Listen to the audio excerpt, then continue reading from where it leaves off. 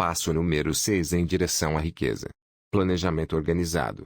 Apresentação ao segredo elétrico da mente superior. Você poderá encontrar o melhor campo de trabalho e tornar-se um líder, ganhando muito dinheiro, num espaço de tempo assombrosamente curto. Você já aprendeu que tudo o que o homem cria ou adquire começa em forma de desejo, que o desejo é levado, na primeira parte de sua jornada do abstrato para o concreto, a oficina da imaginação, onde se criam e organizam planos para a sua transição. No capítulo sobre o desejo, você recebeu instruções para dar 6 passos definidos e práticos, como seu primeiro movimento para traduzir o desejo em dinheiro, em seu equivalente monetário. Um desses passos é a formação de um plano ou planos definidos, através dos quais se possa processar a transformação. Agora receberá instruções para a feitura de planos práticos. 1. Alice um grupo de tantas pessoas quantas possa precisar, para a criação e execução do seu plano ou planos de acumulação de, página 80, dinheiro, fazendo uso do princípio da mente superior descrito num capítulo posterior. A aceitação dessa norma é absolutamente essencial. Não há negligência. 2. Antes de formar a aliança da mente superior, pense nas vantagens e benefícios que você possa oferecer aos membros do grupo em troca de cooperação deles. Ninguém trabalhará indefinidamente sem alguma compensação. Nenhuma pessoa inteligente irá pedir ou esperar que outra trabalhe sem compensação adequada, embora isso nem sempre seja na forma de dinheiro. 3. Procure encontrar-se com os membros do seu grupo de mente superior pelo menos 2 vezes por semana e, se possível, com mais frequência, até que tenham aperfeiçoado, conjuntamente, o plano ou planos necessários para a acumulação de dinheiro. 4. Mantenha a harmonia perfeita entre você e todos os membros do grupo de mente superior. Se você não seguir essas instruções à risca, pode esperar o fracasso. O princípio da mente superior nada pode conseguir onde não existir harmonia perfeita. Tenha esses fatos em mente. 1.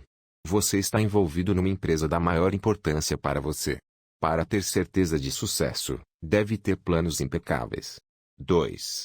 Você deve ter as vantagens da experiência, instrução, capacidade natural e imaginação de outras mentes. Isto está em harmonia com os métodos seguidos por todos os que acumularam grandes fortunas. Nenhum indivíduo tem suficiente experiência, instrução, capacidade natural e conhecimentos para assegurar a acumulação de grande fortuna, sem a cooperação de outras pessoas. Todo plano adotado, no esforço de acumular riqueza, deve ser criação conjunta sua e a de todos os membros do seu grupo de mente superior. Você pode originar seus próprios planos, no todo ou em parte, mas faça com que sejam verificados e aprovados pelos membros da sua aliança da mente superior. A derrota o torna mais forte. Se o primeiro plano que adotar não obtiver sucesso, substitua-o por um novo. Se esse também falhar, substitua-o novamente com outro, e, assim por diante, até encontrar um plano que dê certo. Este é o ponto em que a maioria das pessoas fracassa, por falta de persistência em criar planos novos que tomem o lugar dos que falharam. O mais inteligente dos homens vivos não pode ter sucesso em acumular dinheiro, ou em qualquer outra empresa, sem planos práticos, que funcionem. Fique com isso na cabeça e lembre-se, se os planos falharem, que a derrota temporária não é fracasso permanente. Pode significar, apenas, que seus planos foram inadequados. Faça outros. Comece tudo outra vez. Derrota temporária só deve significar uma coisa, a certeza de que há algo de errado em seus planos. Milhões de homens atravessam a vida na maior pobreza e infelicidade, por não terem um plano sensato para acumular fortuna. Sua realização não pode ser maior que a sensatez de seus planos. Nenhum homem é derrotado, enquanto não desiste, em sua própria mente.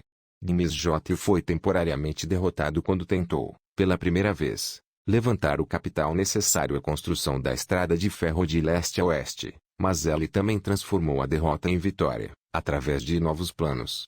Henry Ford teve uma derrota temporária, não só no começo de sua carreira automobilística, mas também depois de já estar bem alto, no caminho do sucesso. Criou novos planos e foi marchando em frente, para a vitória financeira. Vemos muitos homens que acumularam grandes fortunas, mas muitas vezes reconhecemos apenas seus triunfos, sem perceber as derrotas temporárias que tiveram de superar, antes de chegarem até lá. Nenhum seguidor dessa filosofia pode esperar, racionalmente, acumular uma fortuna, sem passar pela experiência da derrota temporária. Quando a derrota chega, Aceite-a como sinal de que seus planos não servem, reconstrua-os e veleje novamente em direção ao cobiçado objetivo. Se você desistir antes de alcançar o objetivo, você é um fujão. Um fujão nunca vence, e um vencedor nunca foge. Separe essa sentença, escreva num pedaço de papel, em letras bem grandes e coloque-a onde possa vê-la todas as noites, antes de dormir e todas as manhãs, antes de ir trabalhar. Quando começar a selecionar membros para o seu grupo de mente superior, procure escolher aqueles que não tomam as derrotas a sério. Página 82. Aos que acreditam, tolamente, que só o dinheiro pode fazer dinheiro. Isso não é verdade. O desejo, transmudado em seu equivalente monetário, através dos princípios aqui assentados, é o instrumento pelo qual se fez dinheiro. O dinheiro em si, nada mais é que matéria inerte. Não pode se mover, pensar, falar, mas pode ouvir, quando alguém que o deseja, chama por ele. Você pode vender serviços e ideias. Planejamento inteligente é essencial para o sucesso em qualquer empresa destinada a acumular riquezas. Instruções pormenorizadas serão aqui encontradas, para os que têm de começar a acumulação de riquezas vendendo serviços pessoais. Deve ser animador saber que praticamente todas as grandes fortunas começaram em forma de compensação por serviços pessoais, ou da venda de ideias. O que mais, exceto ideias e serviços pessoais, teria a pessoa sem posses para oferecer em troca de riquezas? Onde a liderança começa? Genericamente falando, há dois tipos de pessoas no mundo. Um deles é conhecido como dos líderes, o outro dos seguidores. Resolva, no início, se você pretende tornar-se líder em sua profissão, ou permanecer um seguidor. É grande a diferença em compensações. O seguidor não pode, com razão, esperar as compensações a que um líder tem direito, embora muitos seguidores cometam o erro de esperar tal recompensa. Não é nenhuma desgraça ser um seguidor. Por outro lado, também não é um mérito. Muitos dos grandes líderes começaram como seguidores. Tornaram-se grandes líderes porque eram seguidores inteligentes. Com raras exceções, o homem que não pode seguir um líder, com inteligência, não pode se tornar líder eficiente. O homem que melhor segue um líder é geralmente o que mais rapidamente se transforma em líder. Um seguidor inteligente tem muitas vantagens, entre elas a oportunidade de adquirir conhecimentos com seu líder. 11 segredos da liderança. Os fatores seguintes são importantes na liderança. 1. Coragem inabalável. Baseia-se no conhecimento de si mesmo e da própria ocupação. Nenhum seguidor deseja ser dominado por um líder que não tem autoconfiança e coragem. Nenhum seguidor inteligente será dominado por muito tempo, por tal líder. 2. Autocontrole. O homem que não pode controlar a si mesmo, não poderá nunca controlar os outros. O autocontrole estabelece um poderoso exemplo para os seguidores, que será imitado pelos seguidores mais inteligentes. 3. Agudo senso de justiça. Sem um senso de justiça e equidade, nenhum líder pode obter e manter o respeito de seus seguidores. 4. Decisão definida. O homem que hesita em suas decisões mostra que não se sente seguro de si, não poderá liderar outros, com sucesso. 5. Planos definidos. O líder bem-sucedido deve planejar seu trabalho e trabalhar seu plano. O líder que age por adivinhação sem planos práticos, definidos, é comparável ao navio sem leme. Cedo ou tarde, acabará de encontro aos rochedos. 6. O hábito de lazer mais do que aquilo por que se foi pago. Uma das penalidades da liderança é a necessidade por parte do líder, de querer fazer mais do que exige de seus seguidores. 7. Personalidade agradável. Nenhuma pessoa relaxada, descuidada pode tornar-se líder de sucesso. A liderança exige respeito. Os seguidores não respeitarão o líder que não tem as características de uma personalidade agradável. 8. Simpatia e compreensivo. O líder de sucesso deve ser simpático aos seguidores. Além disso, deve entendê-los e os seus problemas. 9. Domínio do pormenor. Liderança de sucesso exige domínio dos pormenores da posição de líder. 10. Disposição para assumir inteira responsabilidade. O líder de sucesso deve estar disposto a assumir a responsabilidade dos erros e fraquezas de seus seguidores.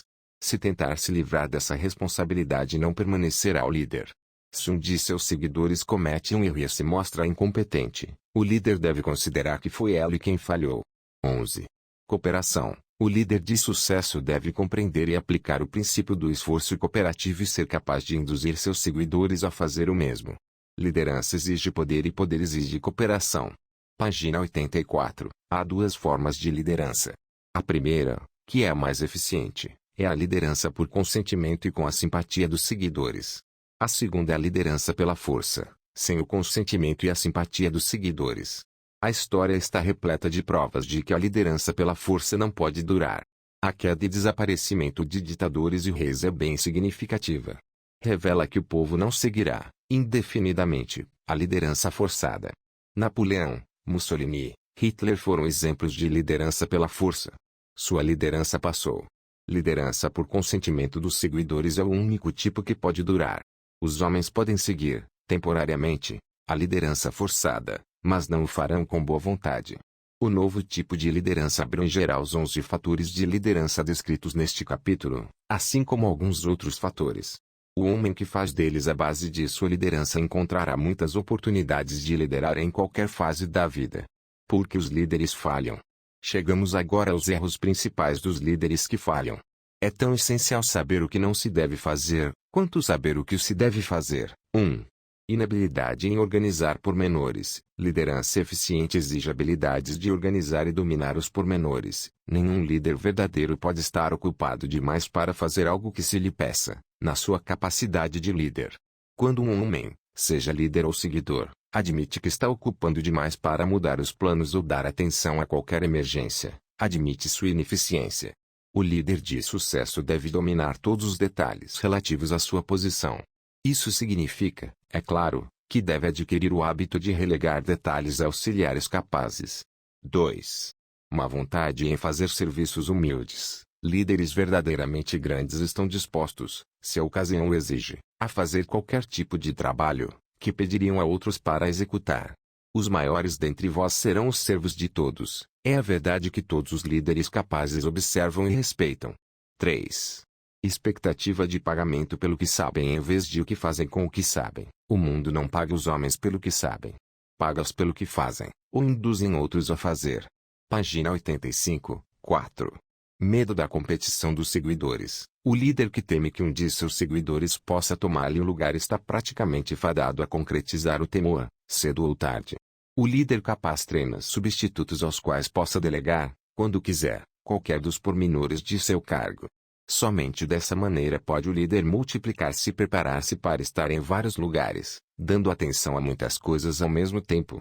É verdade eterna que os homens recebem maior pagamento por sua capacidade de fazer outros agirem, do que poderiam ganhar, possivelmente, por seu esforço próprio. Um líder eficiente pode, pelo conhecimento que tem de seu cargo e pelo magnetismo de sua personalidade, aumentar enormemente a eficiência dos outros, induzindo-os a prestar mais serviços e melhores serviços do que poderiam prestar sem seu auxílio. 5.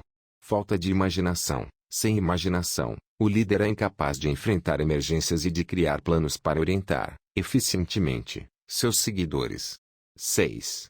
Egoísmo. O líder que chama a si toda a honra pelo trabalho de seus seguidores está fadado a encontrar ressentimento. O líder realmente grande dispensa as honras. Contenta-se em vê-las, se existirem, dadas aos seus seguidores, porque sabe que a maioria trabalhará com mais afinco por elogios e reconhecimento do que apenas por dinheiro. 7.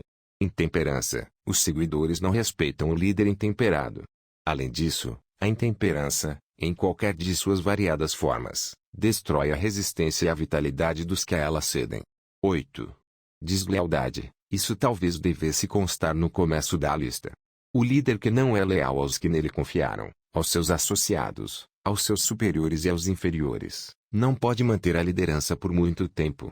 A deslealdade marca a pessoa como valendo menos que o pó da terra e atrai para ela o desprezo que merece. A falta de lealdade é uma das principais causas de fracasso em todas as facetas da vida. 9. ênfase da autoridade da liderança. O líder eficiente lidera animando e não tentando instilar temor no coração de seus seguidores. O líder que procura impressionar os seguidores com sua autoridade faz parte da categoria dos líderes à força. Se o líder for um líder de verdade, não terá necessidade de alardear o fato, exceto por sua conduta, pela simpatia, compreensão, justiça e demonstração de que conhece o cargo. 10. ênfase do título. O líder competente não exige título para ter o respeito de seus seguidores. O homem que se preocupa demais com o título, geralmente, pouco mais tem a oferecer. As portas do escritório do verdadeiro líder estão abertas a todos que quiserem entrar e seu local de trabalho nada tem de formalidade ou ostentação. Essas são as causas mais comuns de fracasso na liderança. Qualquer uma dessas faltas é suficiente para produzir fracasso. Estude a lista com cuidado, se aspira à liderança e certifique-se de estar livre dessas faltas. Muitos campos para a liderança. Antes de deixar este capítulo, chamamos sua atenção para alguns campos férteis, em que houve declínio de liderança e nos quais o novo tipo de líder pode encontrar oportunidades em abundância. 1. No campo da política há uma procura insistente por novos líderes, procura que indica nada menos que uma emergência. 2. Os negócios bancários estão passando por uma reforma. 3. A indústria pede novos líderes. O futuro líder na indústria, para durar, deve se considerar quase como um funcionário público, cujo dever é dirigir o que lhe foi confiado de maneira a não pesar nem no indivíduo nem num grupo de indivíduos. 4. O líder religioso do futuro será obrigado a dar mais atenção às necessidades temporais de seus seguidores, à solução de seus problemas econômicos e pessoais presentes e menos atenção ao passado morto e ao futuro ainda por nascer. 5.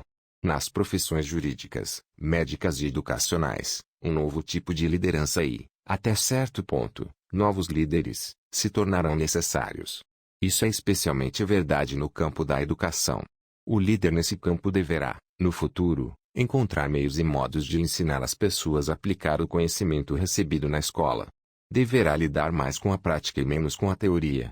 Esses são apenas alguns dos campos em que oportunidades para novos líderes e um novo tipo de liderança são agora possíveis de obter. O mundo está passando para uma mudança rápida. Isso quer dizer que os meios pelos quais se produzem as transformações nos hábitos humanos, devem ser adaptados às transformações. Os meios aqui descritos são os que, mais que quaisquer outros, determinam as tendências da civilização. 5 maneiras de obter um bom emprego. As informações aqui fornecidas são o resultado líquido de muitos anos de experiência, durante os quais milhares de homens e mulheres foram encaminhados a vender seus serviços, com eficiência. A experiência provou que os seguintes meios oferecem os métodos mais diretos e eficazes de reunir o comprador e o vendedor de serviços. Página 87. 1. Escritórios de colocações. É preciso ter cuidado para escolher somente escritórios conceituados, cuja gerência possa mostrar registros adequados de resultados satisfatórios. Há relativamente poucos escritórios nessas condições. 2. Propaganda. Tente os jornais, periódicos comerciais, revistas. Anúncios, classificados, geralmente, merecem confiança, no sentido de darem resultados satisfatórios no caso dos que procuram cargos de venda ou de assalariado comum. Propaganda promocional é mais recomendável no caso dos que procuram relações com dirigentes, de modo que o anúncio apareça na seção do jornal mais capaz de chamar a atenção da classe de empregadores que se procura. O anúncio deve ser preparado por um perito, que sabe como injetar qualidades de venda suficientes para obter respostas. 3. Cartas pessoais de solicitação. Essas devem ser dirigidas a determinadas firmas ou indivíduos mais necessitados dos serviços oferecidos. As cartas devem ser, sempre, bem datilografadas e assinadas à mão. Com a carta, deverá ser enviado um dossiê ou um sumário das aptidões do candidato. Tanto a carta de solicitação como o dossiê sobre as experiências e aptidões deverão ser preparados por especialistas.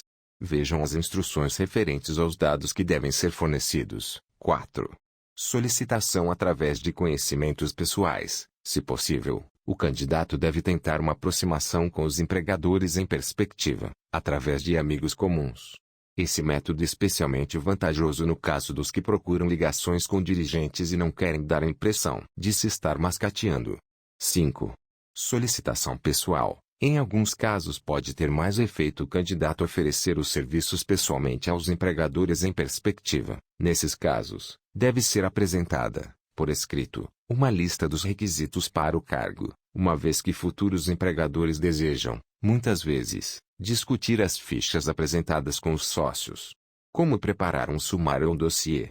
Esse sumário deve ser preparado com o mesmo cuidado com que o advogado prepara a petição de um caso a ser julgado no tribunal.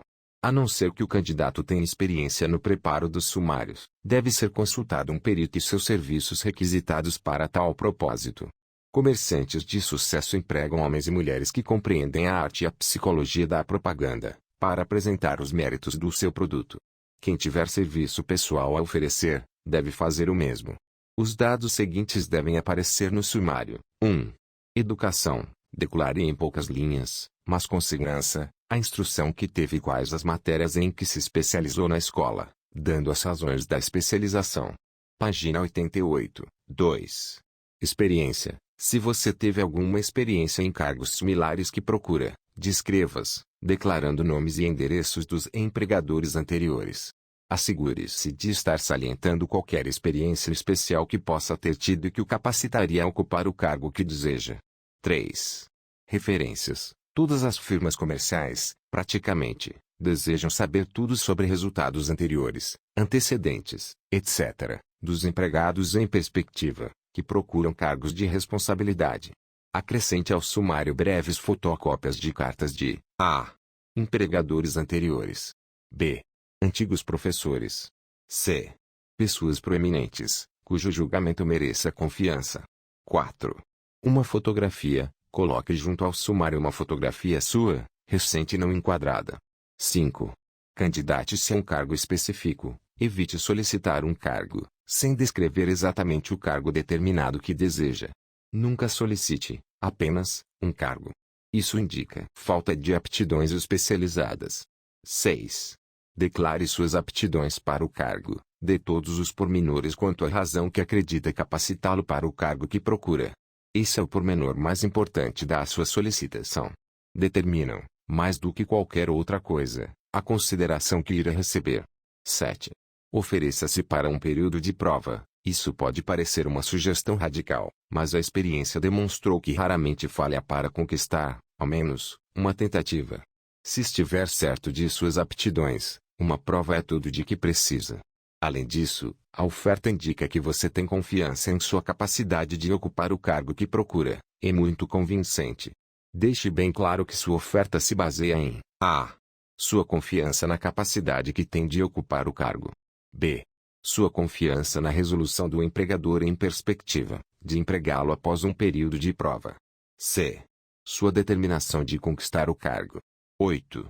Conhecimento dos negócios de seu empregador em perspectiva. Antes de candidatar-se a um emprego, pesquise bastante a respeito do tipo de negócios, para familiarizar-se com eles e indicar, no sumário, o conhecimento adquirido nesse campo.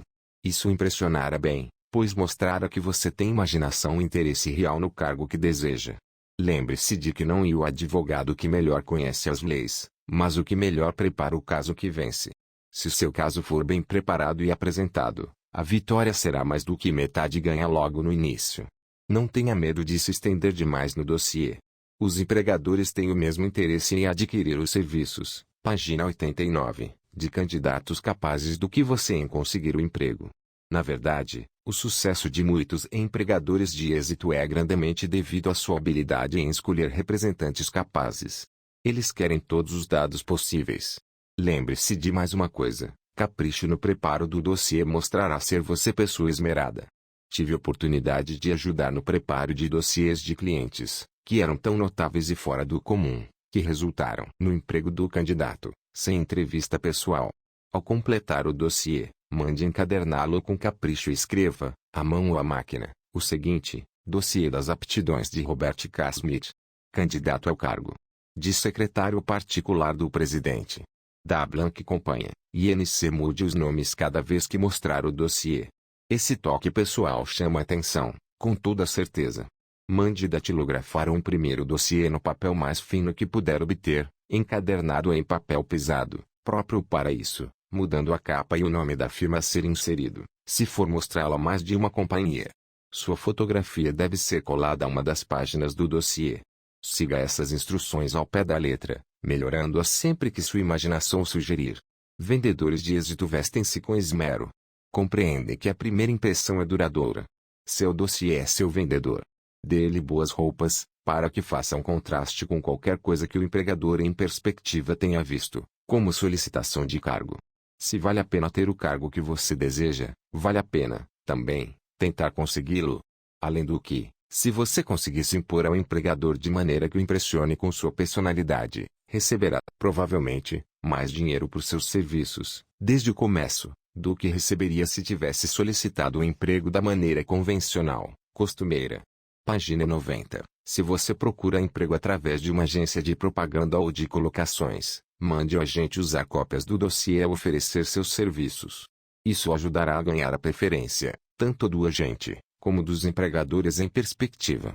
Encontre um emprego que lhe agrade. Todos gostam de fazer o tipo de serviço para o qual tem mais aptidões. O artista gosta de trabalhar com tintas, o artífice com as mãos, o escritor gosta de escrever. Os que têm talentos menos definidos têm suas preferências por certos ramos de negócio e indústria.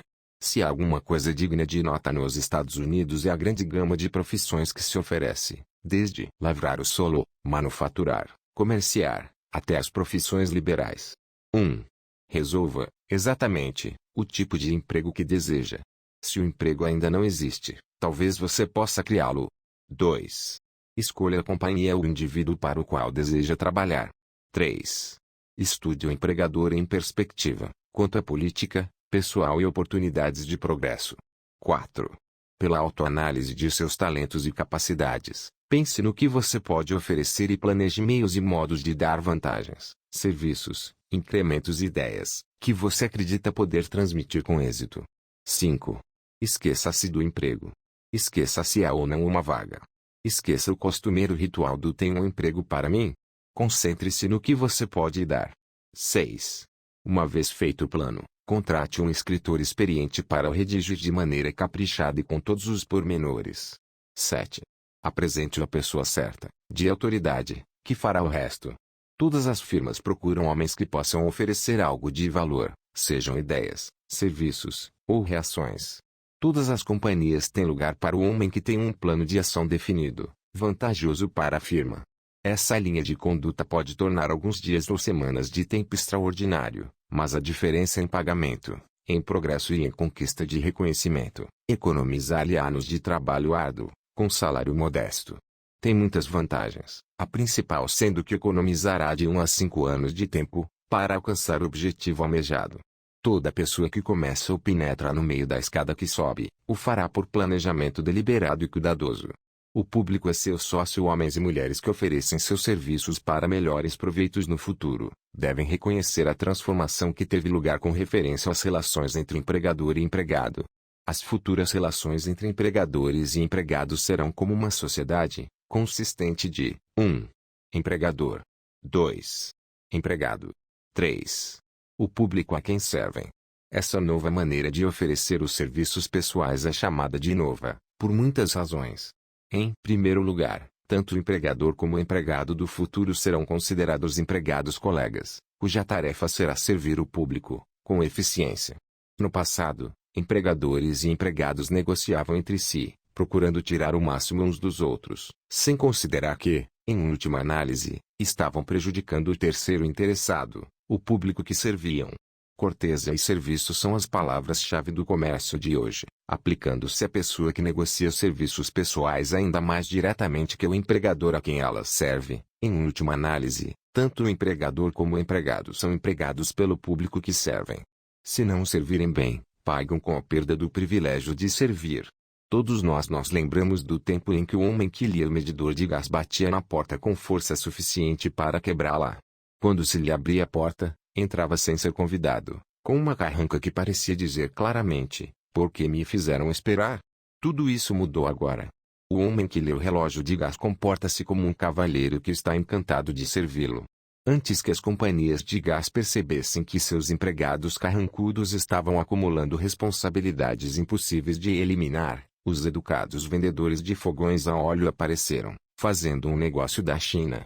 Durante a Depressão, passei vários meses na região carbonífera de Antracita, na Pensilvânia, estudando problemas que quase destruíram a indústria do carvão.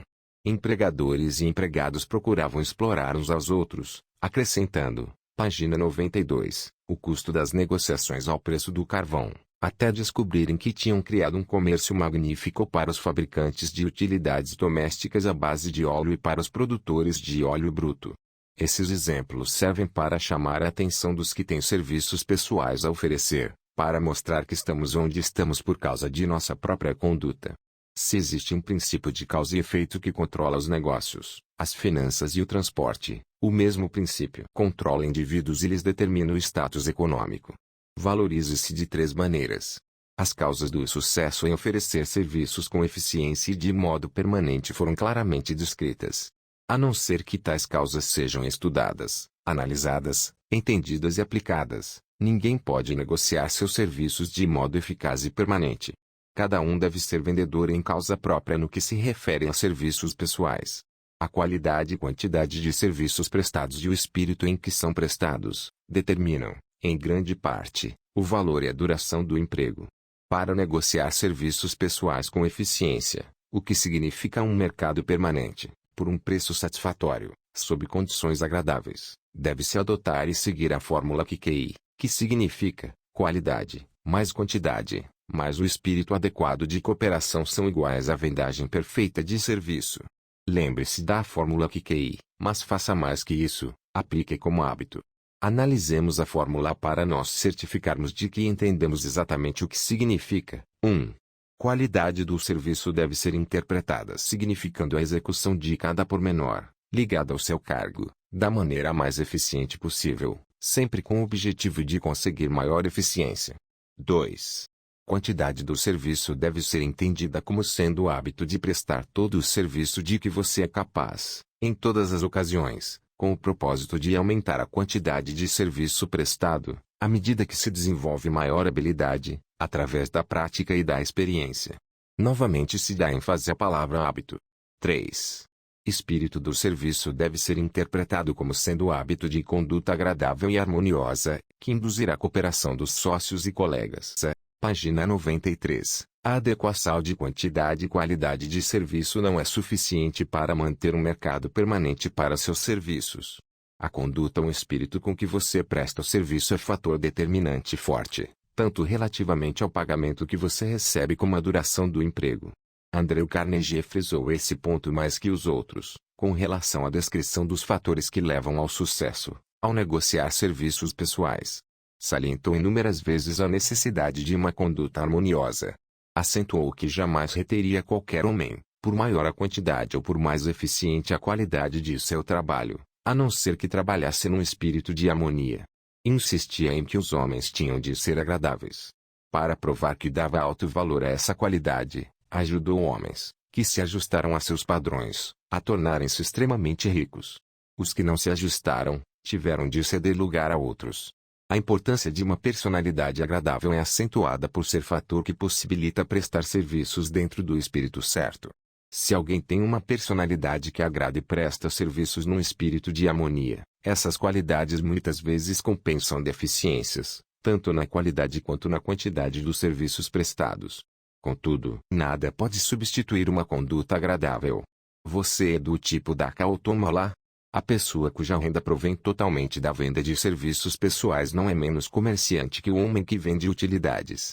Pode-se acrescentar ainda que tal pessoa é sujeita às mesmas normas de conduta que o comerciante que vende mercadorias. Isso foi acentuado porque a maioria das pessoas que vivem da venda de serviços pessoais comete o erro de se considerar livre das regras de conduta e responsabilidade ligadas aos que vendem utilidades. Os dias do tipo da cá já passaram. Ele foi suplantado pelo toma lá. Em termos de capital, o valor real de suas habilidades mentais pode ser determinado pela quantidade de renda que puder produzir, ao anunciar seus serviços. Uma boa estimativa em termos de capital do valor de, página 94, seus serviços pode ser feita multiplicando-se sua renda anual por 16,66, pois é razoável calcular que sua renda anual represente 6% do seu valor em termos financeiros. O dinheiro se empresta 6% ao ano. Ele não vale mais do que as habilidades mentais, ou inteligência. Frequentemente ele vale bem menos.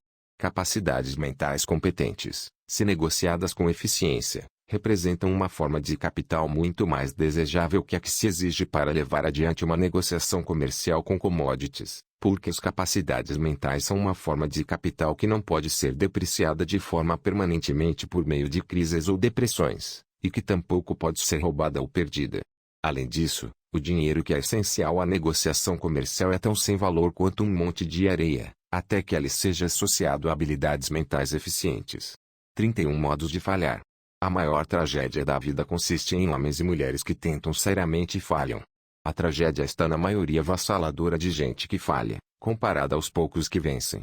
Tive o privilégio de analisar vários milhares de homens e mulheres, 98% dos quais foram classificados como fracassos. Minha análise demonstrou que há 31 razões principais para o fracasso e 13 princípios importantes pelos quais as pessoas acumulam fortunas. Neste capítulo serão apresentadas as descrições das 31 razões principais do fracasso. Ao percorrer a lista, examine-se com auxílio dessa, ponto por ponto, com o propósito de descobrir quantas dessas causas de fracasso estão entre você e o sucesso. 1. Carga hereditária desfavorável. Há muito pouco a fazer, se é que há algo, por pessoas nascidas com deficiência de inteligência. A filosofia dessa obra oferece apenas um método de superar tal fraqueza, que é pelo auxílio da mente superior.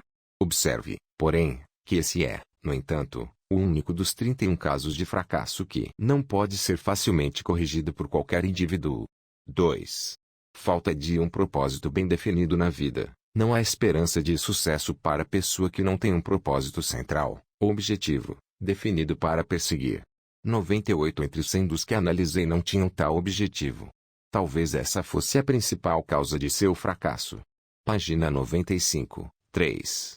Falta de ambição de aspirar acima da mediocridade. Não oferecemos esperança à pessoa indiferente a ponto de não querer progredir na vida e que não esteja disposta a pagar o preço. 4. Instrução insuficiente. Essa é uma desvantagem facilmente sanável. A experiência provou que as pessoas mais instruídas são as que se fazem por si mesmas ou autodidatas. É preciso mais do que um diploma de escola superior para tornar a pessoa instruída. Qualquer pessoa instruída aprendeu a conseguir o que quiser na vida, sem violar direitos alheios. A instrução consiste não tanto nos conhecimentos, mas nos conhecimentos aplicados com eficiência e persistência. As pessoas são pagas não só pelo que sabem, mas, mais especificamente, pelo que fazem com o que sabem. 5. Falta de autodisciplina. A disciplina vem através do autocontrole, o que significa que se deve controlar todas as qualidades negativas. Antes de poder controlar as condições, você deve controlar a si mesmo. Autodomínio é a tarefa mais árdua que você jamais enfrentará. Se não vencer seu eu, será vencido por ele. Você poderá ver, ao mesmo tempo, seu melhor amigo e maior inimigo, colocando-se diante do espelho. 6. Má saúde. Ninguém pode ter êxito acentuado sem boa saúde. Inúmeras causas de má saúde dependem de domínio e controle. São estas as principais. A. Abusar de comidas prejudiciais à saúde. B. Hábitos de raciocínio errados. Dar expressão a negativismos. C. Prática indevida ou exagerada do sexo. D. Falta de exercício físico certo. E. Quantidade inadequada de ar fresco, devido à respiração falha. 7. Influências desfavoráveis do meio. Durante a infância, conforme se curva o galho, a árvore se inclina. A maioria das pessoas de tendências criminosas adquirem essas tendências como resultado do mau ambiente de amizades impróprias durante a infância. 8. Procrastinação. Esta é uma das causas mais comuns de fracasso. A procrastinação está à sombra de todo ser humano, esperando a oportunidade de estragar-lhe as chances de sucesso.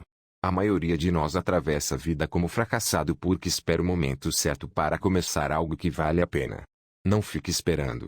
O momento nunca será exatamente certo. Comece onde está e use quaisquer ferramentas que tenha à mão.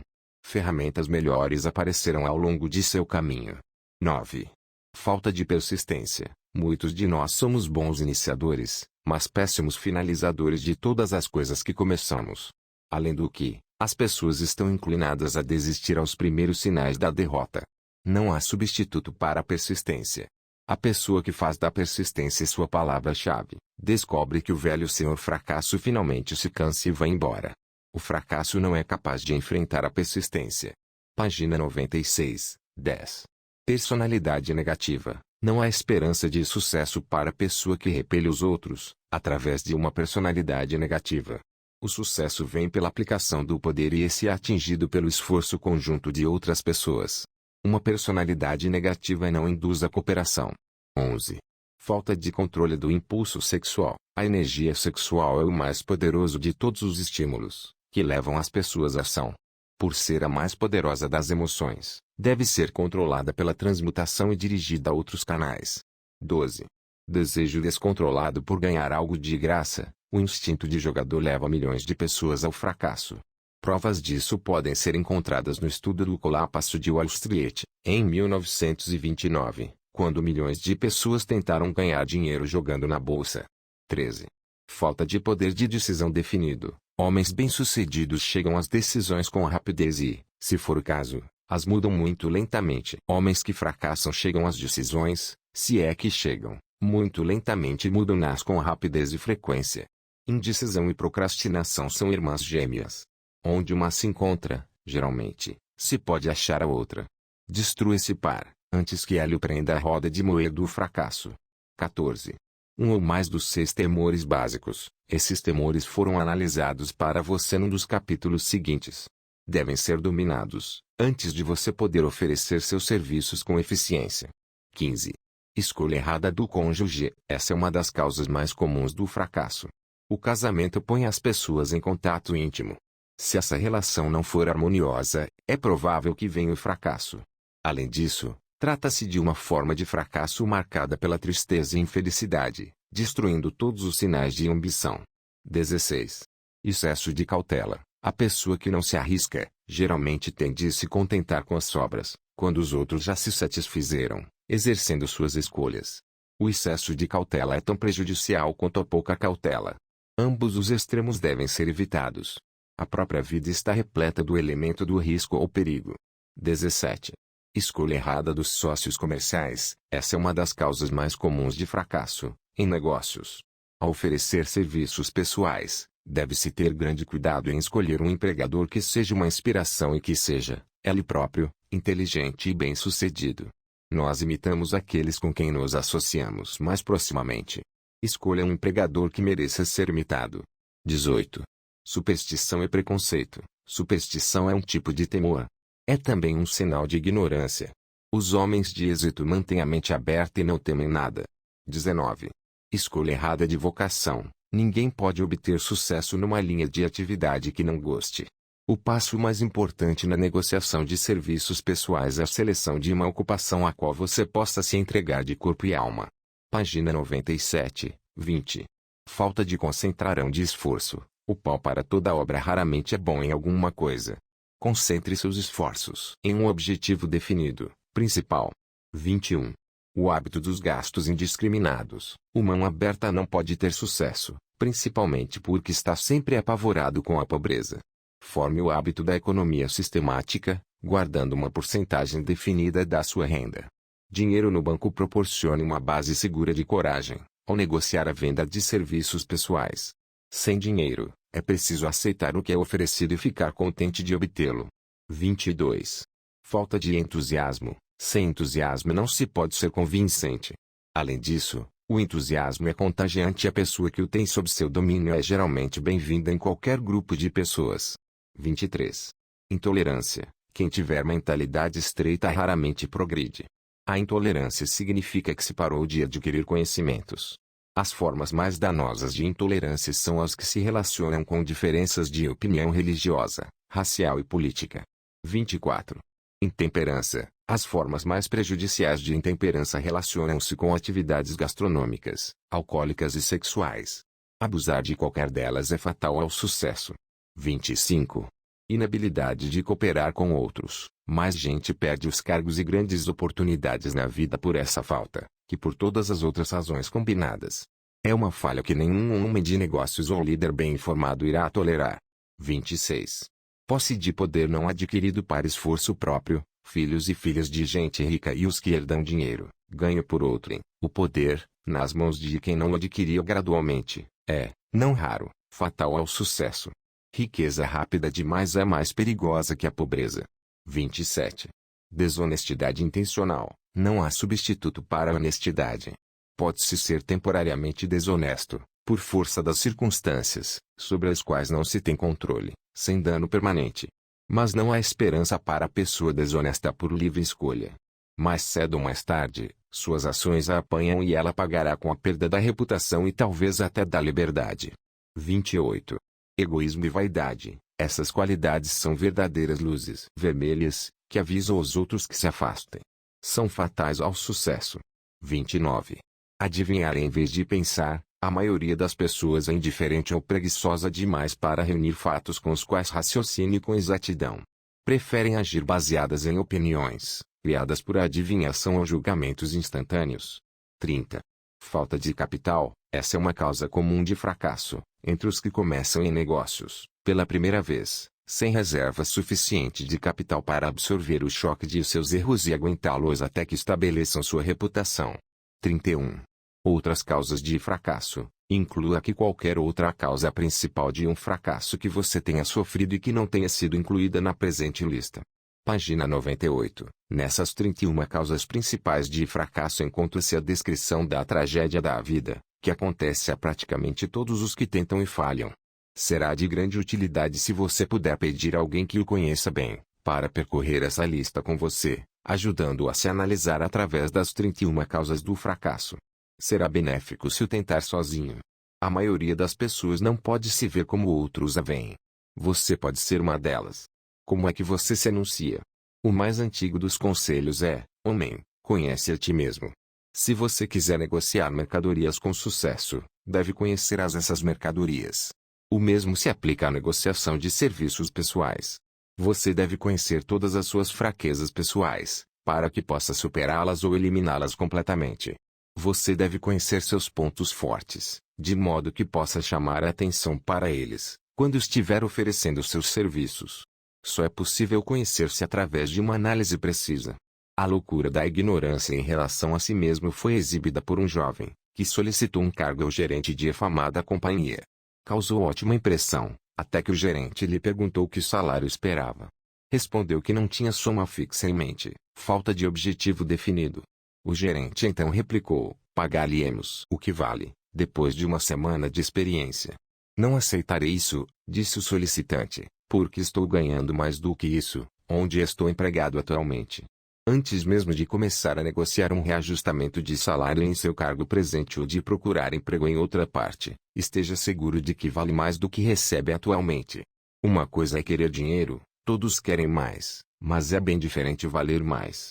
Muita gente confunde suas necessidades com o que lhes é justamente devido. Suas exigências ou necessidades financeiras nada têm a ver com seu valor. Esse é estabelecido inteiramente por sua capacidade de prestar serviços úteis, ou por sua capacidade de induzir outros a prestá-los. Você progrediu no ano passado? A autoanálise anual é importante na negociação eficaz de serviços pessoais, como é o balanço anual no comércio. Além, página 99, disso, a análise anual deve revelar diminuição nas falhas e aumento nas virtudes. Na vida, vai-se para adiante, fica-se parado ou se retrocede. É claro que o objetivo deve ser o de progredir. A autoanálise anual revelará se houve progresso e, se houve, quanto. Revelará também algum retrocesso que porventura tenha ocorrido. A negociação eficiente de serviços pessoais exige que se avance, mesmo que o progresso seja lento. A autoanálise anual deve ser feita no fim de cada ano, de modo que você possa incluir nas resoluções do ano novo os progressos que a análise indica deverem ser feitos. Faça esse balanço fazendo-se as perguntas que estão a seguir, e examinando as respostas, com auxílio de alguém que não permita que você se iluda quanto à exatidão das respostas. 28 perguntas muito pessoais. 1. Alcancei o objetivo que estabeleci a mim mesmo, esse ano. Você deve ter um objetivo anual definido, a ser atingido como parte do seu objetivo principal na vida. 2. Prestei serviço da melhor qualidade de que fui capaz ou poderia ter melhorado uma parte desse serviço. 3. Prestei a maior quantidade de serviço de que fui capaz. 4. O espírito de minha conduta foi harmonioso e cooperativo, o tempo todo. 5. Permiti ao hábito da procrastinação que diminuísse minha eficiência e, se assim, até que ponto.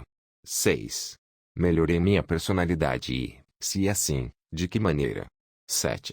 Fui persistente em seguir meus planos até completá-los. 8. Tomei decisões com rapidez e de caráter definido, em todas as ocasiões. 9. Permiti que um ou mais dos 6 temores básicos diminuísse minha eficiência. 10. Fui cauteloso demais ou cauteloso de menos. 11. Minhas relações com os companheiros de trabalho foram agradáveis ou desagradáveis. Se foram desagradáveis, a falta foi minha em parte ou inteiramente. 12. Dissipei alguma energia por falta de concentração de esforço. 13. Fui compreensivo e tolerante em relação a todos os assuntos. 14. De que maneira melhorei minha capacidade de prestar serviços? 15. Fui intemperado em algum de meus hábitos. 16. Expressei, aberta ou secretamente, qualquer forma de egoísmo. 17. Minha conduta para com os companheiros levou-os a respeitar-me. Página 100, 18. Minhas opiniões e decisões se basearam em adivinhações ou na exatidão de análise e raciocínio. 19. Segui o hábito de fazer um orçamento de meu tempo, despesas e rendas. E segui rigorosamente esse orçamento.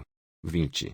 Quanto tempo dediquei a esforços inúteis, que poderia ter aproveitado melhor. 21. Como reorganizar meu tempo e mudar os hábitos, de modo a tornar-me mais eficiente durante o ano que vem. 22. Sou culpado de alguma conduta não aprovada por minha consciência. 23. De que maneira prestei mais e melhor serviço do que me pagaram para prestar? 24. Fui injusto para com alguém e, se o fui, de que maneira? 25. Se fosse eu comprador de meus serviços esse ano, estaria satisfeito com minha aquisição? 26. Estou seguindo a vocação certa e, se não, por que razão? 27. O comprador de meus serviços ficou satisfeito com eles e, se não, por que razão? 28. Qual a minha média atual nos princípios fundamentais do sucesso?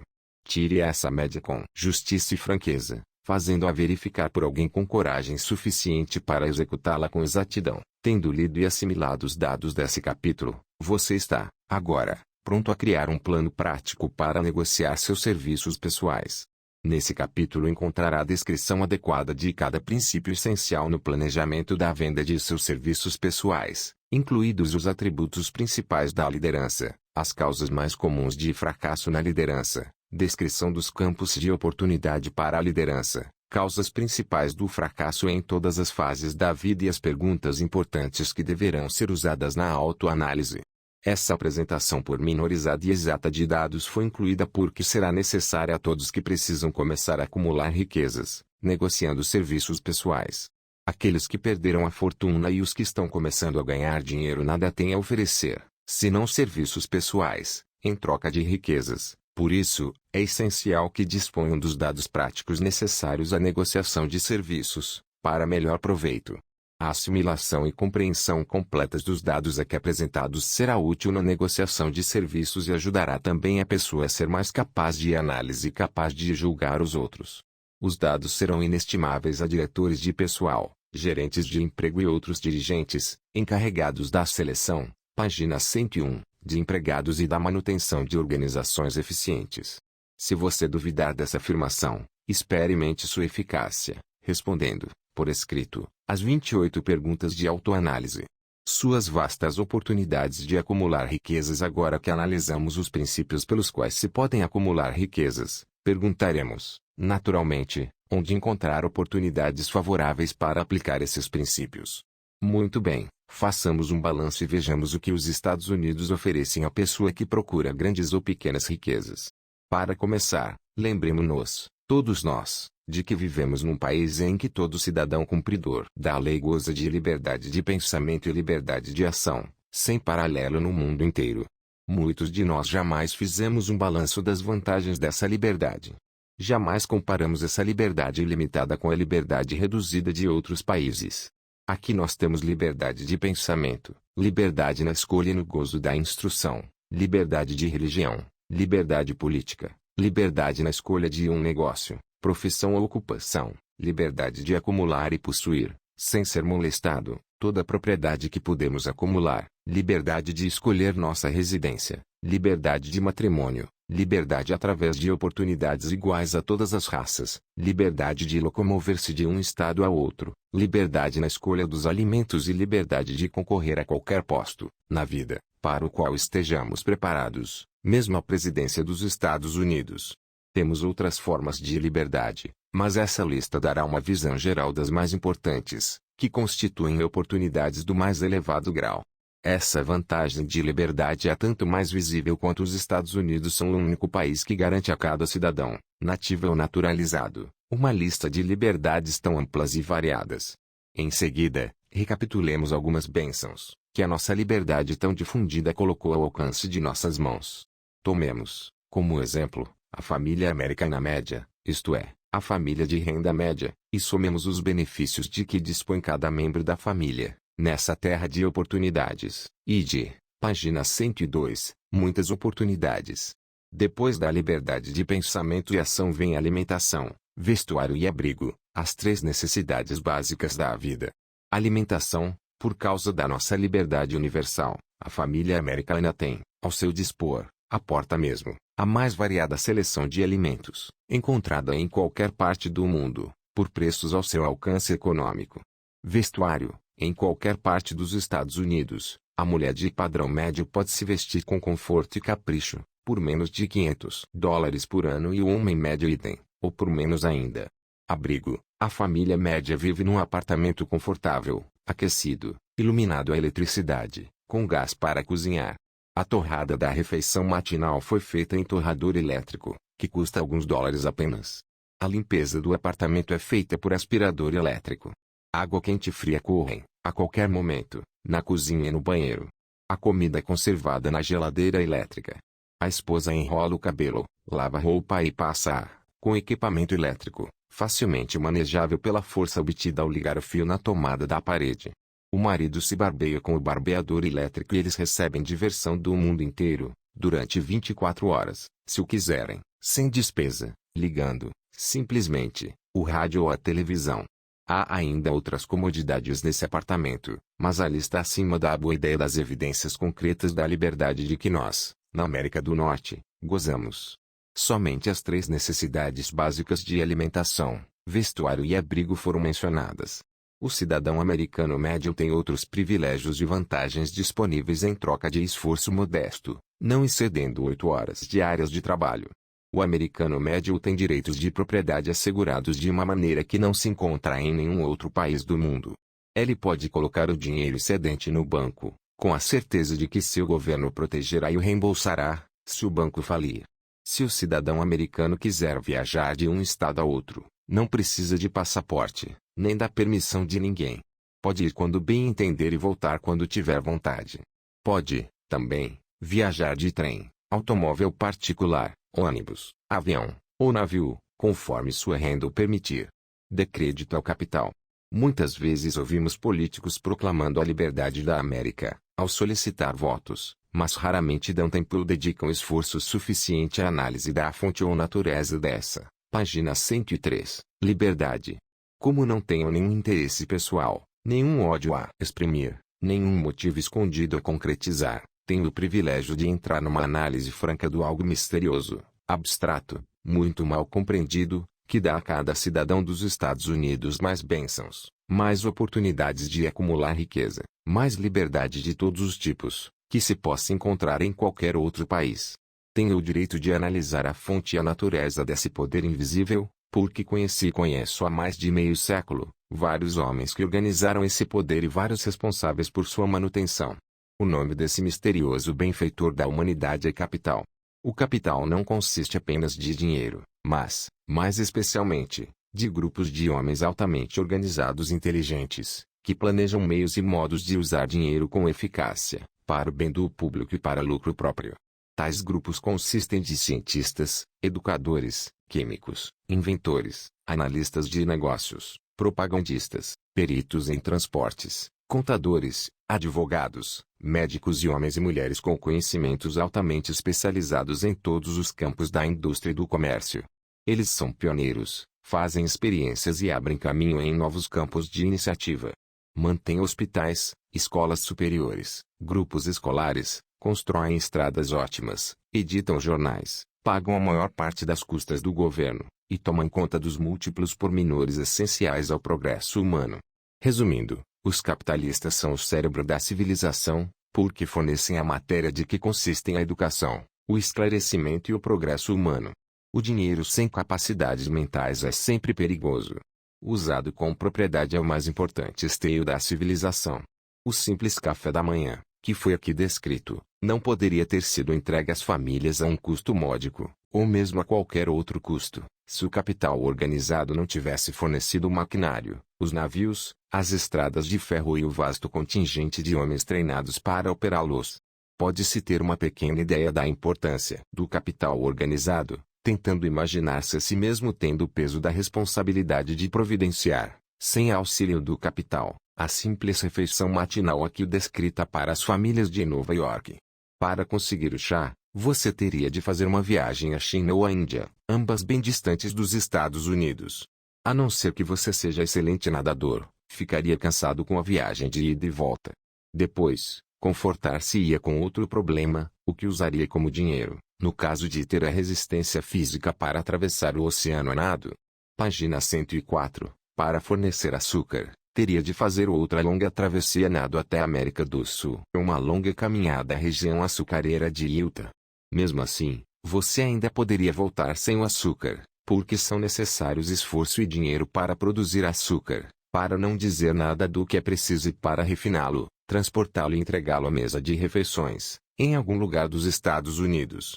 Ovos poderiam ser facilmente conseguidos, de fazendas próximas, mas você teria um longo passeio de ida e volta até a Flórida, antes de poder servir suco de uvas. Outro passeio longo seria para Kansas, ou outro estado produtor de trigo, para arranjar pão feito de farinha de trigo. Cereais secos teriam de ser omitidos do cardápio, porque seriam impossíveis de obter, sem o trabalho de uma organização bem treinada de homens e de máquinas adequadas, que exigem capital. Enquanto descansa, poderia partir para outra nadada, em direção à América do Sul, onde apanharia algumas bananas e, na volta, poderia dar um pulinho à fazenda mais próxima, para apanhar manteiga e creme de leite. Então, sua família estaria pronta para se sentar e gozar a refeição matinal. Parece absurdo, não parece? Bem, o procedimento descrito seria o único modo possível de arranjar esses alimentos simples, se não tivéssemos um sistema capitalista. A civilização se constrói sobre o capital. A quantidade de dinheiro exigida para a construção e manutenção de estradas de ferro e navios, usados para a entrega daquela simples refeição matinal, é tão imensa que surpreende a imaginação. Alcança o montante de centenas de milhares de dólares, sem mencionar os exércitos de empregados treinados exigidos para operar trens e navios. Transporte é apenas uma parte das exigências da civilização moderna, na América capitalista. Antes que qualquer coisa possa ser transportada, algo deve ser plantado no solo, ou manufaturado e preparado para o mercado. Isso requer mais milhões de dólares em equipamento, maquinária, embalagem, encaixotamento, venda e salários de milhões de homens e mulheres. Página 105. Navios e estradas de ferro não brotam do solo, nem funcionam automaticamente. Eles surgem em resposta aos reclamos da civilização, por meio do trabalho, engenho e capacidade organizadora de homens que têm imaginação, fé, entusiasmo, decisão e persistência. São homens conhecidos como capitalistas. São motivados pelo desejo de construir, alcançar, prestar serviços úteis, ganhar lucros e acumular riquezas. E porque prestam serviços sem os quais não existiria civilização, colocam-se no caminho das grandes riquezas. Apenas para manter essa descrição simples e compreensível, acrescentarei que esses capitalistas são os mesmos homens de quem, muitos de nós, ouvimos oradores de praça pública falar mal. São os mesmos homens a quem os radicais, os negociantes escusos, os políticos desonestos e os líderes trabalhistas venais, se referem como interesses predatórios ou Wall Street. Não estou tentando fazer uma petição a favor ou contra qualquer grupo de homens ou sistema econômico. Não estou tentando condenar a defesa coletiva dos direitos trabalhistas quando me refiro aos líderes sindicais desonestos. Nem estou querendo dar carta branca a todos os indivíduos conhecidos como capitalistas. O propósito deste livro, propósito ao qual lealmente dediquei mais de meio século, é mostrar a todos que desejam tal conhecimento, a mais confiável filosofia para os indivíduos acumularem riquezas, em quaisquer quantidades que desejem. Analisei aqui as vantagens econômicas do sistema capitalista, com o duplo propósito de mostrar que, 1. Todos os que procuram riquezas devem reconhecer e adaptar-se ao sistema que governa todos os meios de aproximação às fortunas, grandes ou pequenas. 2.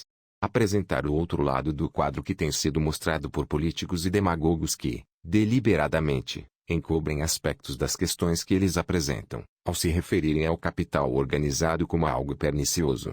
Estamos num país capitalista. Ele foi desenvolvido pelo uso do capital, e nós, que nos arrogamos o direito de participar das bênçãos da liberdade e da oportunidade, nós que procuramos acumular riquezas aqui, devemos saber que nem riquezas, nem oportunidades seriam possíveis se o capital organizado não tivesse fornecido esses benefícios. Só existe um método confiável para acumular e possuir legalmente riquezas, e esse é prestar serviços úteis. Nenhum sistema foi jamais criado por meio do qual os homens possam adquirir riquezas, legalmente, por mera força de números, ou sem dar em troca um valor equivalente de uma forma ou de outra. Página 106. Abundância em toda parte, oportunidade em toda parte. Nos Estados Unidos há toda a liberdade e toda a oportunidade de acumular riquezas, que qualquer pessoa honesta possa desejar. Quando se vai à caça, escolhe-se os lugares em que há muitos animais para caçar. Ao se procurar riquezas vale, naturalmente, a mesma regra. Se você procura riquezas, não se esqueça das possibilidades de um país, cujos cidadãos são tão ricos que as mulheres gastam, anualmente, milhões de dólares em batom, rouge e outros cosméticos. Se é dinheiro que você procura, considere, com atenção, um país que gasta milhões de dólares, anualmente, em cigarros. Não se apresse demais em afastar-se de um país, cujo povo, voluntariamente, mesmo com avidez, gaste milhões de dólares por ano, em futebol, baseball e lutas de boxe. Lembre-se, também, que isso é apenas o começo das fontes disponíveis para a acumulação de riqueza. Apenas alguns luxos e gêneros não essenciais foram mencionados. O negócio de produção, transporte e venda desses produtos fornece emprego regular a muitos milhões de homens e mulheres, que recebem, por seus serviços, muitos milhões de dólares mensais, gastando-os, livremente, tanto em luxos como em gêneros necessários. Lembre-se, especialmente, que por trás de toda essa troca de mercadorias e serviços pessoais podem ser encontradas vastas oportunidades de acumular riquezas. A liberdade americana vem, nesse ponto, em nosso auxílio. Nada existe para detê-lo, ou a quem quer que seja, ao lançar-se ao esforço necessário à realização desses objetivos. Quem tiver talento, instrução ou experiências superiores pode acumular riquezas em grande escala. Os menos afortunados podem acumular pequenas quantidades. Todos podem ganhar a vida, em troca de pequena quantidade de serviços. Portanto, eis aqui a questão. A oportunidade espalhou seus produtos diante de você. Tome sua decisão, vá em frente, escolha o que quer, crie um plano, ponha-o em ação e prossiga, com persistência. A América capitalista fará o restante. Você pode confiar nisso. A América capitalista assegura a cada pessoa a oportunidade de prestar serviços úteis e reunir riquezas em proporção ao valor do serviço. Página 107. O sistema não nega a ninguém esse direito, mas não promete, nem pode, dar algo de graça, porque o sistema em si é irrevogavelmente controlado pelas leis econômicas, que não reconhecem, nem toleram por muito tempo, receber sem dar. Pontos a fixar: a prosperidade americana se baseia no capital, não muito diferente, em princípio, do capital que você traz dentro de si. O sucesso não exige explicações. O fracasso não permite alíbios.